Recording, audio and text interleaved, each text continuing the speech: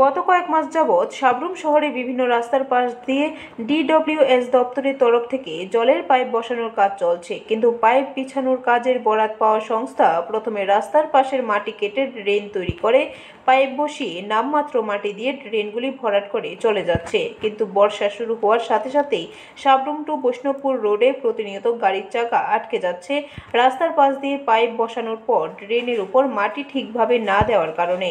অন্য যানবাহনকে পাশ দিতে গিয়ে গাড়ির চাকা ঢুকে যাচ্ছে মাটির নিচে, যার ফলে গাড়ি নিয়ে চলাচল করা এই রাস্তার দুষ্কর হয়ে দাঁড়িয়েছে। এমনই এক ঘটনার প্রত্যক্ষ মিলল শুক্রবার বেলা 12টা নাগাদ সাবরুমের চালের গোডাউন থেকে রেশন শপের জন্য লুধুয়া চাল নিয়ে যাওয়ার সময় একটি ডিআই গাড়ির চাকা পাইপ বিছানোর জন্য করা ড্রেনে আটকে যায়।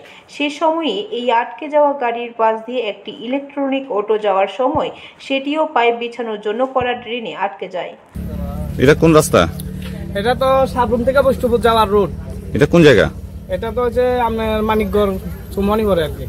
আচ্ছা, তো কি হয়েছে এখন? এখানে তো রাস্তাটি তো অনেকদিন খারাপ হয়ে রয়েছে, যে দাবাইছে গাড়ি চলাচল করতে যে একটা কষ্ট, যে একটা পরিশানি। তখন আমি তো সাইড লয়ে আইতে তো দেখছি কত বড় একটা দুর্ঘটনার তো লক্ষ্য করে যেতাম। আমার পাও ব্যথা এটা।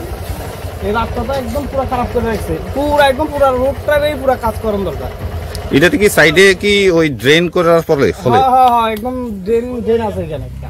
এই মাঝে পাইপ বসানোর পরেই পুরো রাস্তাটি একদম পুরো গেছে, একদম কোনো একদম চলাচল করতে বহুত কষ্ট। এই জায়গাটা তো আর বেশি গেছে। ব্যুরো রিপোর্ট, খবর ত্রিপুরা।